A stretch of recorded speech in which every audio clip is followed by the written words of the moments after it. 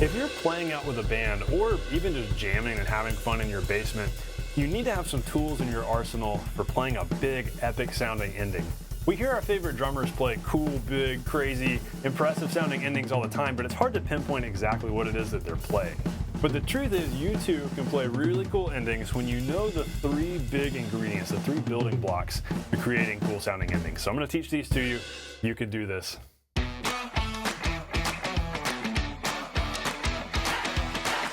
Hey, welcome to the Non-Glamorous Drummer. I'm so excited that you're hanging out with me today. I'm here to help you become the musical drummer that others actually want to play with and want to listen to. And we do this by teaching you the core drumming skills that actually help you grow faster, that save you hours of time in the practice room.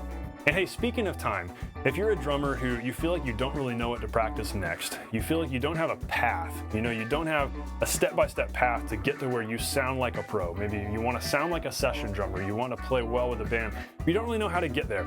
I feel your pain. I've got a guide that's going to really help you out with this, the free PDF e-guide called 6 Steps to Session Drumming. And what it does is it outlines the 6 stages that I believe every drummer goes through, all these growth stages from beginner to session drummer. And so what you can do with this guide is you can pinpoint exactly which stage you're in. You'll be able to figure out which stage you're in. And then from there, follow the action steps to level up to the next stage. So bit by bit, step by step, stage by stage, from wherever you're at, even if you're a total beginner, you can work your way to leveling up to where you are actually sounding like a session drummer. That's why the guide is called 6 Steps to Sounding Like a Session Drummer. This is really going to help you out and give you direction and keep you from plateauing and ever dealing with that stress and frustration and even embarrassment of just not knowing what you're doing on the drums. Like maybe you've been practicing for years and you've made no progress. Ain't nobody got time for that. Let's make some progress together. Download the guide. My gift to you, it's going to help you out so much. All right, on with today's lesson. The big epic endings are not just for the flashy, glamorous drummers. It's also for us non-glamorous drummers.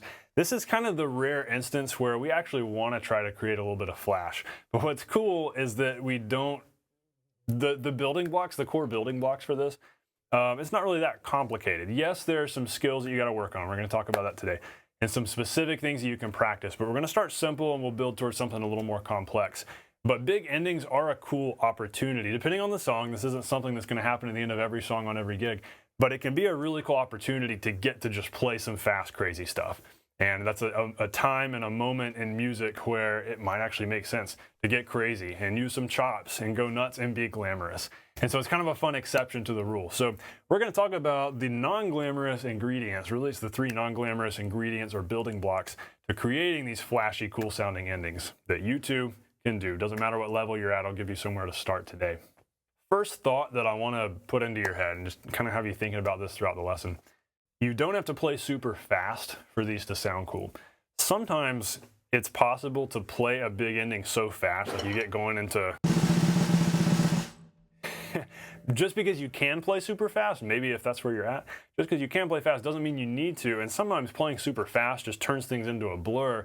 And it actually isn't that interesting to the listener. It just sounds like a blur of notes. And it's like, well, big deal, blur of notes. Sometimes it's more interesting to play something with some more rhythmic impactfulness. So know that if you don't have the chops there to play the crazy speeds, that's fine, because it's more about what are you doing, not so much how fast are you going with it. And if you play a flurry of notes so fast that the listener can't hear the notes, what good is that? So I say that to hopefully reassure you if you don't have the chops to play insane speeds. That's not what we're talking about today. Yes, we want to build some strength. Yes, we want to build some speed so we can use it. But we don't have to play blurred, crazy fast around the kit. So no need to have speed pressure on yourself. Loud and clean is better. And when I say loud, I don't mean like crazy loud as we can. We just want for every note to be heard. We don't want for any notes to get lost. And so we want to be very intentional and precise with what we play. That's more important than the speed. So let's dig into this. So the first ingredient, the first building block, super simple, is just singles around the kit. And maybe you've done that before. You're like, Steven, I've been there, I've done that. It's not really that interesting. I want to do something more interesting. Well, what you can do is think about the ways that you're orchestrating those singles around the kit. Like what drums are you hitting? Can you mix in some crashes? A lot of times, if you're able to just sit here and go, maybe you're flying around the kit and you can do all that. That's great, but what's going to make it more interesting is if you can throw some crashes into it, throw some cymbal into it, throw some kick drum into it. That way it's not just the hands on the drum just going crazy. You want to add something of interest. It kind of reminds me of when I was in art class in middle school. I had this art teacher, I didn't really like her, but she would always tell us that our art needed to have a focal point. If we were just painting a bunch of randomness, then your eye had nowhere to go. And so she would come in and she would like paint stuff on our paintings and be like, here, you need something right here so that the listener's eye, or not the listener, the viewer's eye can follow something here. And it was always annoying because she'd ruin my paintings, my beautiful middle school paintings. She would ruin them, but she would give them something for the person to focus on. And that's so true in music and in drum fills and in things that we play. We want for the listener to have something to grab onto. And if you're just playing, you know, just a bunch of notes, that might be fine for a moment, but our ears quickly wear out and get tired of that. So if you're playing quick singles around the kit, you can make these much more interesting by throwing in some crashes with the kick drum. So it might mean instead of just going, maybe it means every 3 or 4 or 6 notes you hit a crash with the kick. I'll show you what I mean. So we could group these fast singles in groups of 3, 4, or 6. I like those groupings because 3 means we're doing triplets. We're going back and forth, and we're going. So we're going triplet, triplet, 1, 2, 3, 1, 2, 3. And so first the kick is lining up with the right hand, right, left, right, left. It switches back and forth, and that can be a tricky thing to practice at first. So if you're new to triplets, definitely go really slow with that. What's a little bit easier is doing groupings of 4. So you could also do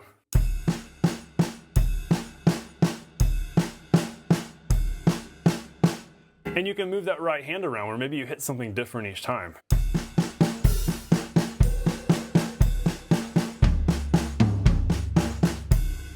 Maybe you move the left hand up here to the rack time, you can move that around. Or maybe we're doing 6s, so that just means, just like with the 3s, instead of reaching over here to our left, we're only hitting something with the right, but we're still doing triplets. That just means it's going to sound like this. 1, 2, 3, 4, 5, 6, 1, 2, 3, 4, 5, 6, triplet, triplet, triplet, triplet.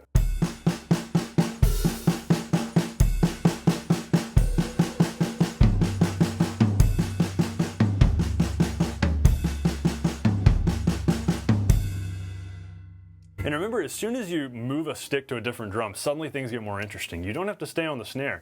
You can also go.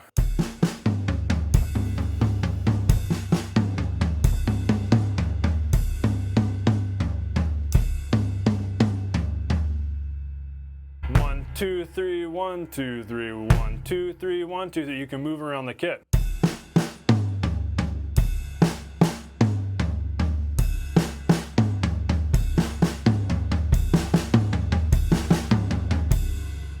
And so that gives you different options. You might stay on the snare.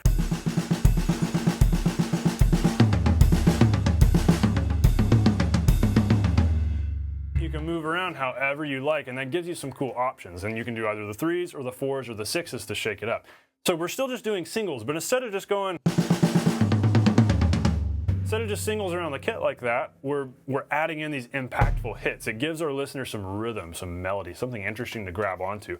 So when you get comfortable with those, practice those slowly. We're focusing on lining up the kick with whichever hand it needs to line up with. If we're doing 4s, it's pretty easy. If we're doing 6s, it's also pretty easy. It's just a matter of feeling that pacing of 6 notes. But 3 is a little trickier because we've got to lock the kick with the left hand.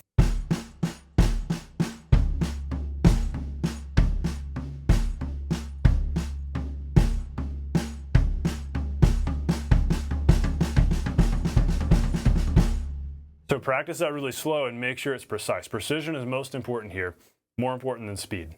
So if we were to mix all those things together, let's say you practice those slowly, you get those up to speed, here's what those might end up sounding like.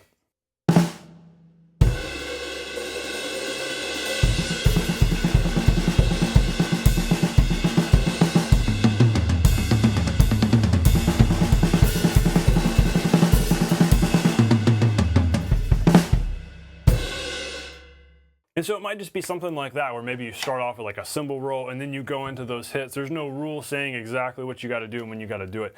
But the thing to focus on here is that precision, and also practice maneuvering around the kit slowly. So you can focus on hitting the drums and not like hitting a rim or missing a drum, because that can be easy to do too. So you want to make sure you've got your drums in comfortable places within reach, and sit there and just practice going. Just slowly moving around the kit and making sure you can be precise. That's definitely something very worth practicing.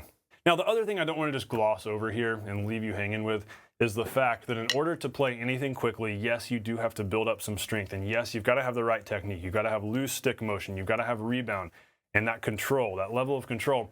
And if you don't have that, there are a whole bunch of lessons here on the channel designed to help you with exactly that. So even though we're not going in depth with hand technique and building endurance and all of that and speed and volume, there are lessons right here on the channel I want you to dive into. A couple in particular. One is called play fast without losing the sticks.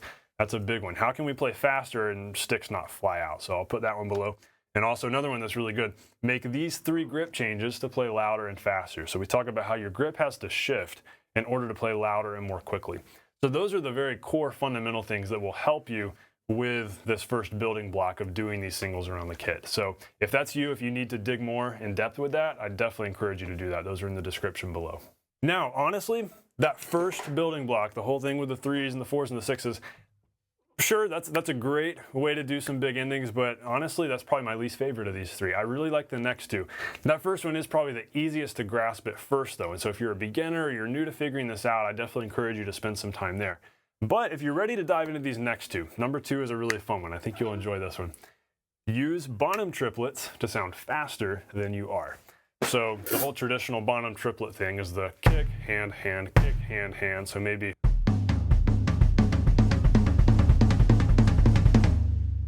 just that, and it enables you to do these triplets back and forth really fast without actually having to move your sticks quickly, which is cool. So when you've got the coordination to insert your kick drum like that, you can sit here and almost in your sleep just go, which is a really powerful tool because it doesn't require much effort once you've got that foot coordination in place, because your hands don't have to move fast. It's harder to go, it's harder to do that than it is to go. And that's what makes this such a powerful tool. And it also sounds more complex because you're mixing hands with foot. You're mixing the toms and the snare, maybe even the cymbals and the hats. With the kick drum, it sounds more interesting and it sounds more complex and cool to the listener. And so I think it's a really fun option for a big ending. Now, this is very simple. There's only so much I need to show you, but the most important thing I can tell you here is practice this slowly. Spend time just slowly going.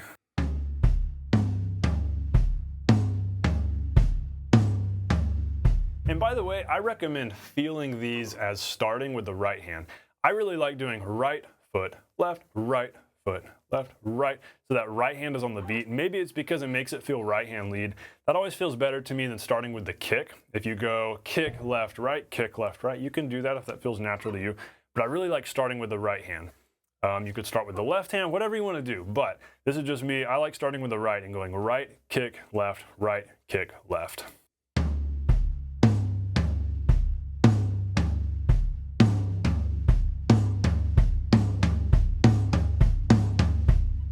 And as you're going slow, you're listening to make sure the kick is happening exactly halfway between your hands.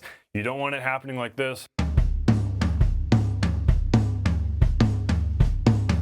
That's no good. This has to be smooth. Otherwise, if it's not smooth slow, when you get fast, it's going to turn into a mess. You'll end up with, it'll just sound like a big jumbled mess of like drums. We want it to be smooth and very fluid, so it almost has like a double bass sort of feel. So it's got to be fluid slow. And this is where the patience comes in. The more hours you log playing this very slowly, the more solid it's going to develop in your brain. The more that coordination is going to be solid, the better it's going to feel, the more comfortable you're going to be, the more autopilot it's going to be, then you can go faster. That slow practice is always going to pave the way to the speed. And if there's a roadblock, like maybe you can only get up to here, if that's as fast as you can go, don't keep pushing against that speed barrier. Slow back down.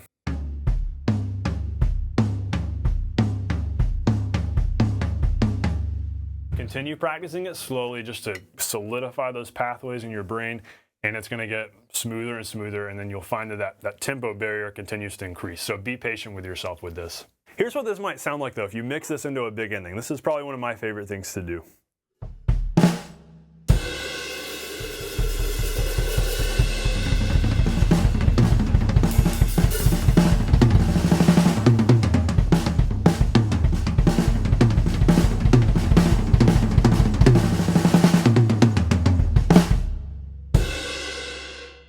And so it's just a fun flurry of notes that sounds really cool, and it doesn't just sound like a blur of notes because you've got that contrast between toms and kick. anytime you can mix the kick in, it just makes it more interesting. And so as far as singles, I might not do anything more than around the kit once, because more singles than that, and it kind of gets boring unless you're throwing in those cymbal crashes. So then I'd rather go from the singles back into this, and you can throw in some cymbal and some hats. No rule says you have to stick it on the toms. You can go.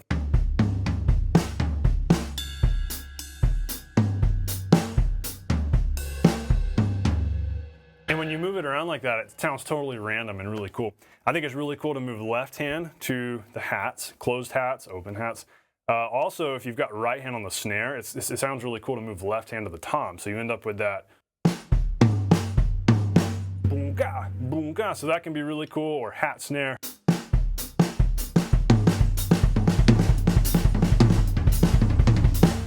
So it just adds to that complex kind of sound where you're not changing your sticking, you're not changing your pattern, you're literally playing the same thing over and over again. But if you move it around the kit, it sounds like you're doing different stuff, and it sounds so cool to the listener, and it makes for such an interesting, fun sounding big ending. That's why I'm such a big fan of this.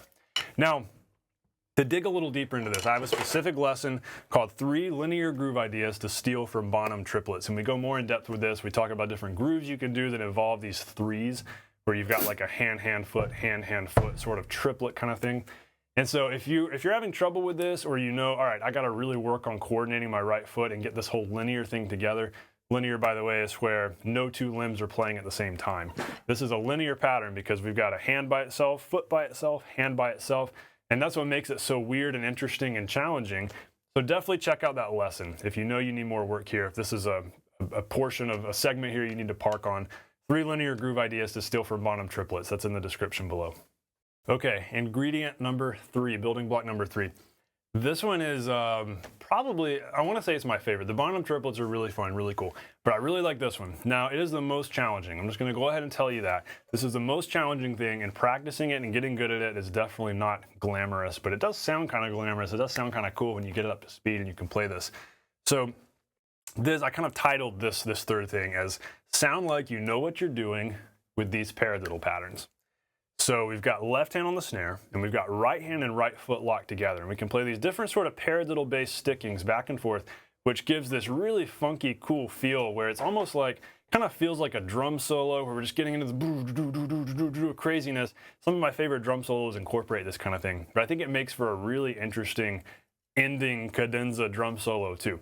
So let's break this down a little bit. Basically, I'll demonstrate first just to give you an idea what I'm getting at, just so you know how this is supposed to come across.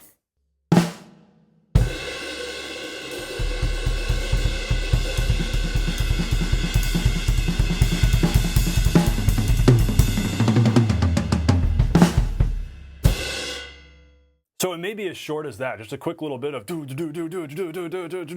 where it sounds like randomness. It's kind of like a popcorn bass drum sort of thing, but the right hand lines up with it and left hand's ghosting, and you can move left hand from the snare over to tom, whatever you want to do.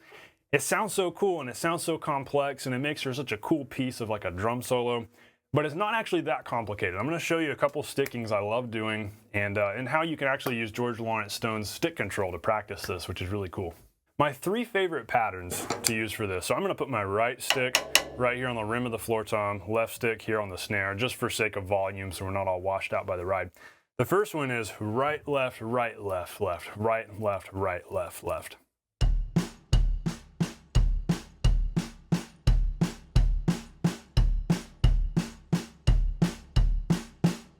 Now, if you're paying attention, you're noticing this is in 5. This is 5 notes at a time. It's a grouping of 5. 1, 2, 3, 4, 5. 1, 2, 3, 4, 5. 1, 2, 3, 4, 5. 1, 2. Instead of 4, instead of 6, which is weird. But for some reason, it feels natural. When you're trying to do this random sort of thing, it feels natural to let it be that odd time sort of syncopation thing because it makes it feel more random. Versus if you sit here and you do paradiddles, it kind of feels like a groove. Like if you get going into something that's like,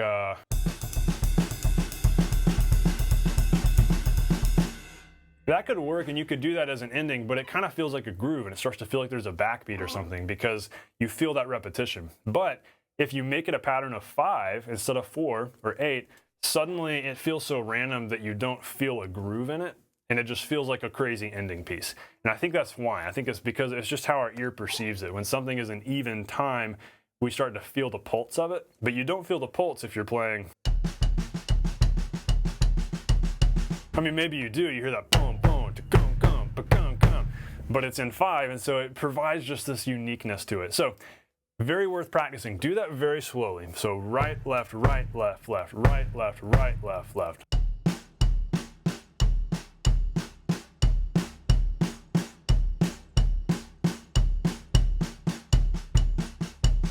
Remember, the core of that is the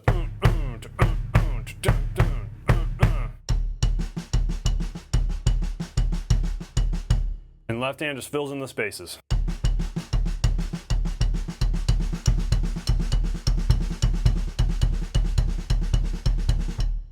And then if you just move the right hand to the right, it kind of makes it a little more washy and interesting.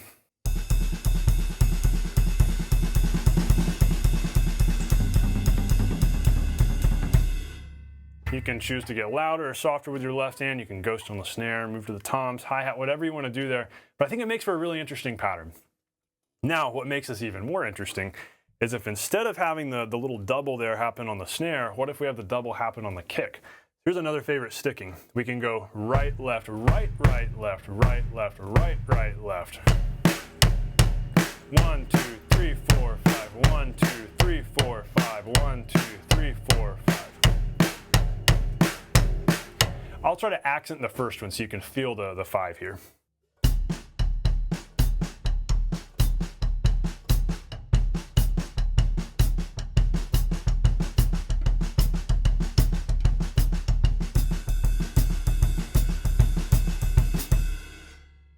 Really cool stuff you can do with that. But again, practice it really slowly so you can get used to that randomness of the 5 feel. But all this is a sticking pattern. All it is a back and forth. You can even take your foot out first if you need to and just practice going. And maybe close the hats on one, whatever you've got to do to make sure you're feeling the beginning of that pattern so you can get that 5 feel.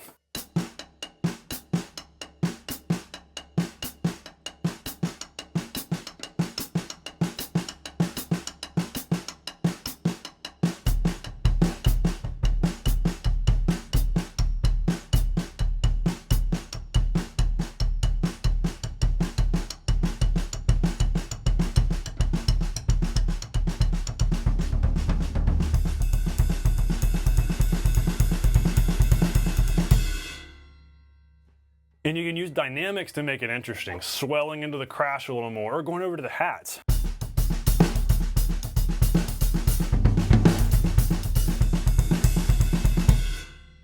And it just creates all this kind of an interesting ebb and flow of dynamics when you move that right hand around.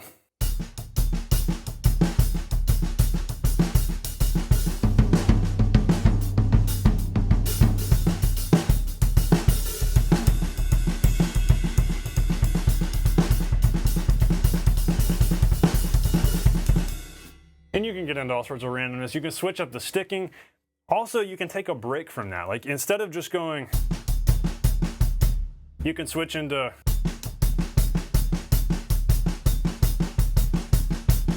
just do some back and forth. Right, left, right, left, right, right.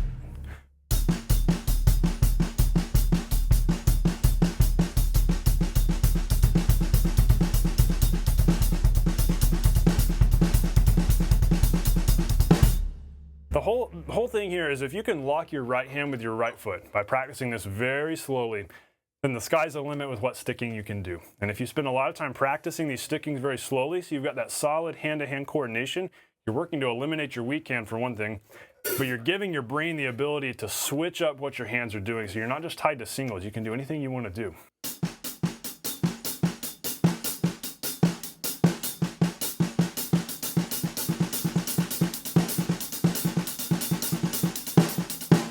That's the point you want to get to where you can do random stickings without having to think about it and then line your right foot up with your right hand. And that's where stick control can come in also. We'll talk about that in a moment. One more sticking you can do. So instead of starting with the right, left, right, right, left, right, you can instead just shift this around and start with the right, right. So that it would sound like this.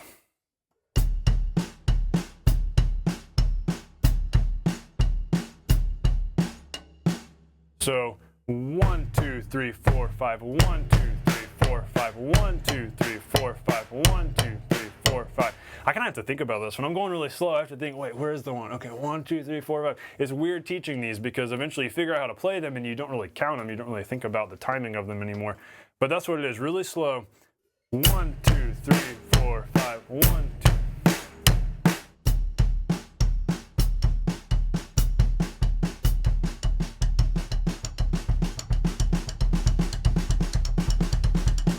And so on. So it's literally the same as the pattern before, we're just shifting it over. And so it gives you just another option that you can throw in there. But the big thing I've been alluding to here, the big picture thing to practice, is the stick control patterns from the first 3 pages of George Lawrence Stone's stick control. So if you don't have stick control, this is what it looks like. Old, classic method, legendary, versatile method you can gain a lot out of. I definitely recommend you buy it. Find it on Amazon, find it in a music store, whatever. Buy the book, and what I want you to do is work on the stickings on those first 3 pages, which does seem like a lot. At first, just focus on the first page. First page has singles, doubles, paradiddles, and some different like, or those kinds of weird stickings. You end up building a lot of strength and stamina, all sorts of good technique stuff in working on these. But practice those, and as you get them under control with your hands, practice right hand on the foot, right hand on the kick, left hand on the snare, and have right hand follow right foot. So a paradiddle would become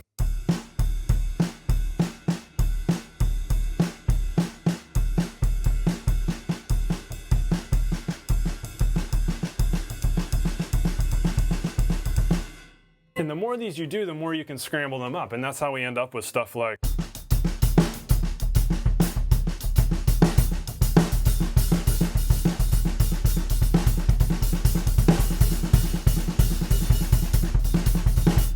and you can just mix them up and do all sorts of randomness and throw in accents when you get used to practicing all of these, where you're comfortable locking right hand with right foot and doing that back and forth.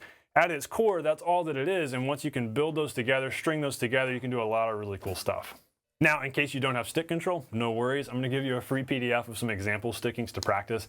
That's in the description, so go grab those. It's just a few simple stickings you can practice, and you can work on making the right hand part right hand as well as right foot, so you can get started with some of these, as well as the weird patterns in 5 that I showed you. But biggest thing to remember is practice these with just the hands first. If the hand-to-hand coordination is not there, you can't expect the foot to operate very well, at least. And so practice it just with the hands, and maybe even practice it without the right hand, just going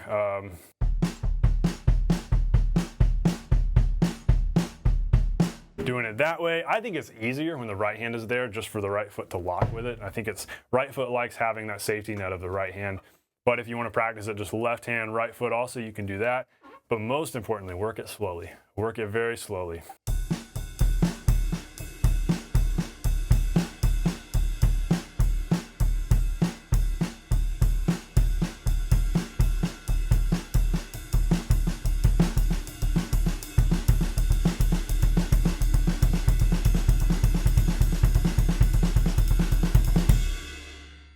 Speed will not come until you've mastered it slowly. Know that, and definitely be patient with yourself as you practice this.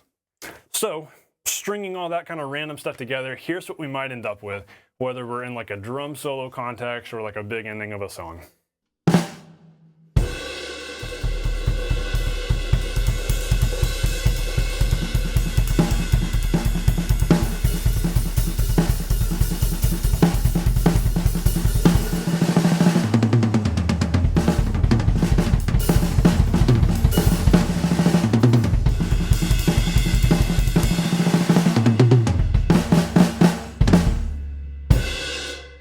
And if you throw in the Bonham triplets, as well as some singles, that's what you might end up with. And so that's like a typical kind of quick, crazy ending that I might play. Hey, just a couple of quick random bonus ideas before we wrap up. So first one, 3 of these random bonus ideas that are pretty simple, just extra little things you can throw in. First one is the popcorn bass drum. Now, that's what we're already ending up with. If we sit here and we do a cymbal roll and we go, and kind of independent of what our hands are doing on the cymbals, we just,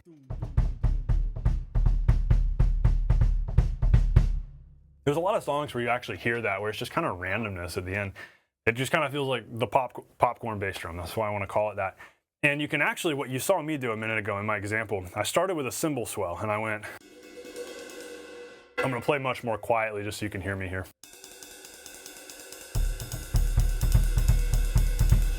I actually started doing a sticking between my hands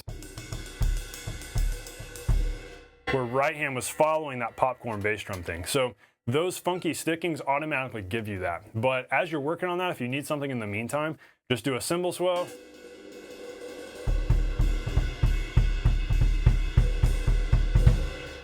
You can even line both sticks up with the kick, whatever you want to do.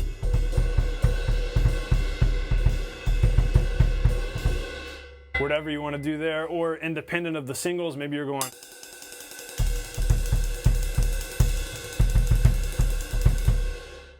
Totally random, but it can make it more interesting. Instead of just a cymbal roll, throwing in some bottom in there, some low end to help reinforce that and make it feel interesting. Especially if you're playing with a band, you're playing through a sound system and there's subs and you want to throw in some thunderous kick, that can be a really cool addition. Bonus one, number 2, the hi-hat cymbal roll. So I don't remember if I did any hi-hat cymbal rolling there in my examples, but remember that you don't just have cymbals to roll on. You can roll on your ride, on your crashes, however many you got, on your splashes. If you're crazy and you have splashes in your cymbal setup, nobody needs splashes. I guess unless you're a Dave Matthews tribute band, maybe. You do a lot of 90s stuff. But go over to your open hats. So it's interesting the wash of sound you can get from hi-hats that just helps. It helps, I guess, disrupt just the craziness of the cymbals, because the cymbals can start to hurt, or I guess not so much hurt, I guess, if we're not playing too loudly. But it'll start to wear out your listener's ear, just like the fast singles, where if you're just going, it's just loud and it's just crazy. But if you move over to the hi-hat, suddenly there's a different sonic texture, a different frequency there to interrupt things. And it can make it really interesting. So maybe the big ending is just cymbal roll. Maybe you don't need to do anything on the drums, because maybe you did that last song. So we need to take a break from that. So maybe it's just a kind of big ending where we want to wash out a little bit. We could do it like this.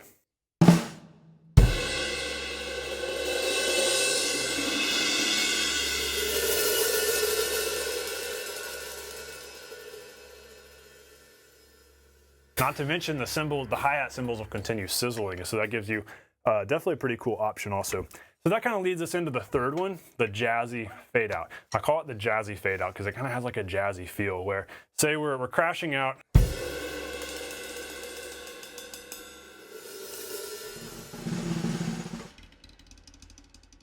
And we go to something kind of funny like that, where we go like on the rims of the snare. The whole idea is it's fading out. Instead of a big bombastic, crazy, kind of ending, instead we want to fade out a little bit. Maybe it's a more chill song. Maybe you're playing a lot of singer-songwriter stuff, and a lot of endings are like that. Here's what one of those might look like. I'll break down a little bit of what I'm doing specifically.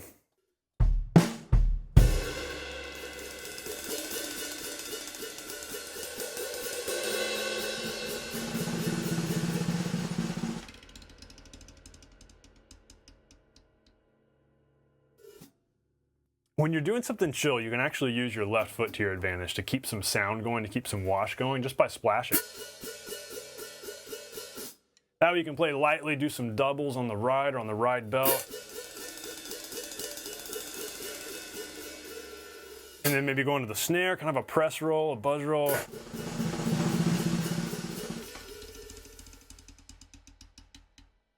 Boom. And maybe there's a cutoff, whether or not there's a cutoff.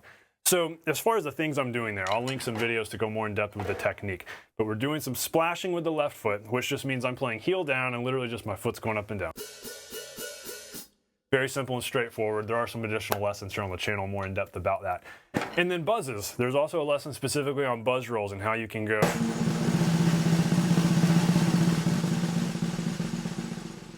And get either a loud kind of roll or a softer sort of roll.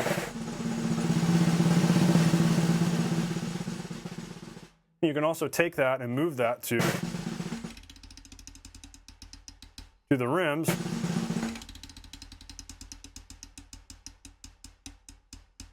With your stick tips, and that can be really cool. That's something you hear on a lot of jazz records where things are fading out.